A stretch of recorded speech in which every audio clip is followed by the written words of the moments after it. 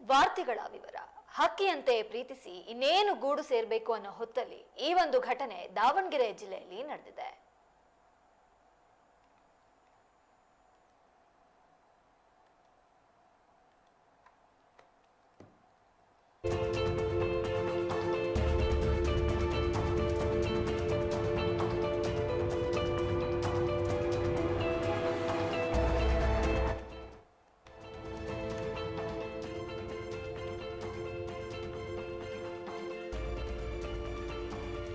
ಹಕ್ಕಿಯಂತೆ ಹಾರ್ತಿದ್ದ ಜೋಡಿ ಇನ್ನೇನು ಗೂಡಿಸಲಿರಬೇಕು ಅನ್ನೋಷ್ಟರಲ್ಲಿ ರಣಹದ್ದು ದಾಳಿ ಮಾಡಿದೆ. ಇದು ಯಾವುದೇ ಹಕ್ಕಿ ಕತೆ ಅಲ್ಲ, ಇದು ದಾವಣಗೆರೆ ಜಿಲ್ಲೆಯ ಬಸವಪಟ್ಟಣದ ಪ್ರೇಮಿಗಳ ಕತೆ. ಚನ್ನಗಿರಿ ದಾಗಿನಕಟ್ಟೆ ಗ್ರಾಮದ ಲೀಲಾವತಿ ಹಾಗೂ ಕುರ್ಚಗಾರನಹಳ್ಳಿಯ ಸಿದ್ದೇಶ್ ಪರಸ್ಪರ ಪ್ರೀತಿಸಿ ಇತ್ತೀಚೆಗೆ ಮದುವೆಯಾಗಿದ್ರು. ಇನ್ನೇನು ಹನಿಮೂನ್ಗೆ ಹೊರಡಬೇಕಾಗಿದ್ದ ಜೋಡಿಗೆ ಒಂದು ಶಾಕ್ ಕಾದಿತ್ತು. ಅಷ್ಟಕ್ಕೂ ಅದೇನಂತೀರಾ, ಈ ಸ್ಟೋರಿ ನೋಡಿ. ಲೀಲಾವತಿ ಹಾಗೂ ಸಿದ್ದೇಶ್ ಪಾರ್ಕ್ ಸಿನಿಮಾ ಪಿಸು ಪಿಸು ಮಾತುಗಳನ್ನಾಡುತ್ತಾ ಕಾಲ ಕಳೀತಾ ಇದ್ರು. ಹೀಗಿರುವಾಗ ಪ್ರೀತಿ ಮೊಳಕೆಯೊಡೆದು ಹೆಮ್ಮರವಾದ ವೇಳೆ ಮದುವೆ ಆಗಬೇಕೆನಿಸಿದೆ. ಈ ಮದುವೆ ಲೀಲಾವತಿ ಮನೆಯವರ ವಿರೋಧವಿತ್ತು. ಹುಡುಗಿ ಮನೆಯವರು ಹುಡುಗ ಕುಂಚೇನಹಳ್ಳಿಗಾರನಲ್ಲಿ ಸಿದ್ದೇಶ್ ಸಿಗಲಿ ಅಂತ ಕಾಯ್ತಿದ್ರು. ಹೀಗಿರುವಾಗ ಈ ಪ್ರೇಮಿಗಳು ತಮಗೆ ಪ್ರಾಣ ಬೆದರಿಕೆ ಇದೆ, ರಕ್ಷಣೆ ಕೊಡಿ ಎಂದು ದಾವಣಗೆರೆ ಎಸ್ಪಿ ಶೇಖರ್ ಬಳಿ ಹೋಗಿದ್ದಾರೆ. ಆಗ ಎಸ್ಪಿ ಸ್ಥಳೀಯ ಠಾಣೆಗೆ ಹೋಗಿ ಅಲ್ಲಿ ನಿಮಗೆ ರಕ್ಷಣೆ ಕೊಡ್ತಾರೆ ಅಂತ ಹೇಳಿದ್ದಾರೆ. ಆಗ ಪ್ರೇಮಿಗಳು ಬಸವಪಟ್ಟಣ ಪೊಲೀಸ್ ಠಾಣೆಗೆ ಹೋಗಿದ್ದಾರೆ. ಈ ಸಮಯವನ್ನೇ ಕಾಯ್ತಿದ್ದ ಹುಡುಗಿ ಮನೆಯವರು ಹುಡುಗನಿಗೆ ಚಾಕು ಇರಿದಿದ್ದಾರೆ. ಪೊಲೀಸ್ ಠಾಣೆ ಬಳಿಯೇ ಚಾಕು ಇರಿತವಾಗಿದೆ. ಪ್ರೀತಿಸಿ ಮದುವೆಯಾದ ಯುವ ಜೋಡಿಗೆ ಬಸವಪಟ್ಟಣ ಪೊಲೀಸ್ ಠಾಣೆ ಆವರಣದಲ್ಲಿ ಚಾಕುವಿನಿಂದ ಹತ್ಯೆಗೆ ಯತ್ನಿಸಲಾಗಿದೆ. ಹುಡುಗಿಯ ಸಂಬಂಧಿಕರಿಂದ ಚಾಕುವಿನಿಂದ ದಾಳಿ ನಡೆದಿದೆ. ಯುವಕನಿಗೆ ಗಂಭೀರ ಗಾಯವಾಗಿದೆ. ಆಸ್ಪತ್ರೆಗೆ ದಾಖಲು ಮಾಡಲಾಗಿದೆ. ಸಿದ್ದೇಶ್ ಹಾಗೂ ಲೀಲಾವತಿ ಬಸವಪಟ್ಟಣ ಪೊಲೀಸ್ ಠಾಣೆಗೆ ಹೋಗ್ತಿದ್ದಂತೆ ಹುಡುಗಿಯ ಸಂಬಂಧಿಕರಿಂದ ದಾಳಿ ಮಾಡಿದ್ದಾರೆ. ಸದ್ಯ ಯುವಕ ಸಿದ್ದೇಶ್ ಕೈಗೆ ಗಂಭೀರ ಗಾಯವಾಗಿದ್ದು ದಾವಣಗೆರೆ ಎಸ್ಎಸ್ ಆಸ್ಪತ್ರೆಯಲ್ಲಿ ಶಸ್ತ್ರಚಿಕಿತ್ಸೆ ಪಡೆಯಲಾಗುತ್ತಿದೆ.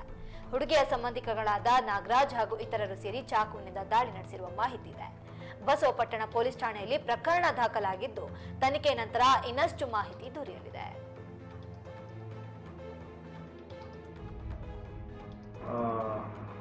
ಈ ಒಂದು ಪರಸ್ಪರ ಪ್ರೀತಿಸಿ ಮದುವೆಯಾಗಿದ್ದ ವಿಚಾರವಾಗಿ ಸ್ವಲ್ಪ ವೈಮನಸ್ಸಿರುತ್ತದೆ.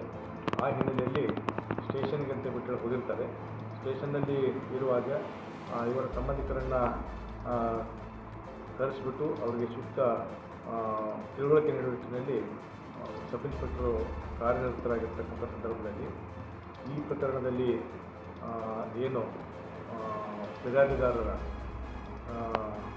ಪ್ರೀತಿಸಿರ್ತಕ್ಕಂಥ ಏನು ಹೆಂಡತಿ ಅವರ ಸೋದರ ಮಾವ ಆರೋಪಿತ ಈತ ಏಕಾಏಕಿ ಬಂದು ಅವರು ಮಾತಾಡುವ ನಿಟ್ಟಿನಲ್ಲಿ ಹೋಗಿ ಚಾಕುವಿನಿಂದ ಹಲ್ಲೆ ಮಾಡೋಕ್ಕೆ ಪ್ರಯತ್ನ ಪಟ್ಟ ಹಿನ್ನೆಲೆಯಲ್ಲಿ ಅವರು ತಪ್ಪಿಸಿಕೊಳ್ಳೋಕ್ಕೆ ಕೈ ಮಾಡಿದಾಗ ಅವರು ಬಲಗೈಗೆ ರಕ್ತಗಾಯವಾಗಿದೆ. ಅವರು ಕೊಲೆ ಮಾಡುವ ಉದ್ದೇಶದಿಂದ ಇವ್ರನ್ನ ಚಾಕುವಿನಿಂದ ಹಲ್ಲೆ ಮಾಡಿದ ಹಿನ್ನೆಲೆಯಲ್ಲಿ ಪ್ರಕರಣವನ್ನು ದಾಖಲಿಸಿಕೊಂಡು ಈಗಾಗಲೇ ನಾವು ಆರೋಪಿಯನ್ನು ದಸ್ತಗಿರಿ ಮಾಡಿ ಹೋಗಿದ್ದೇವೆ. ತನಿಖೆ ಮುಂದುವರಿಸ್ತಾ ಇದೆ.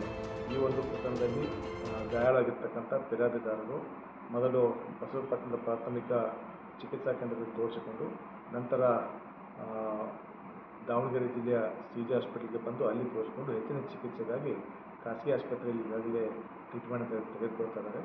ಅವರ ಒಂದು ಹೇಳಿಕೆಯನ್ನು ಆಧರಿಸಿ ಪ್ರಕರಣ ದಾಖಲಿಸಿಕೊಂಡು ಆರೋಪಿತರನ್ನು ದಸ್ತಗಿರಿ ಮಾಡಿ ನ್ಯಾಯಾಲಯಕ್ಕೆ ಒಪ್ಪಿಸಿದ್ದಾರೆ.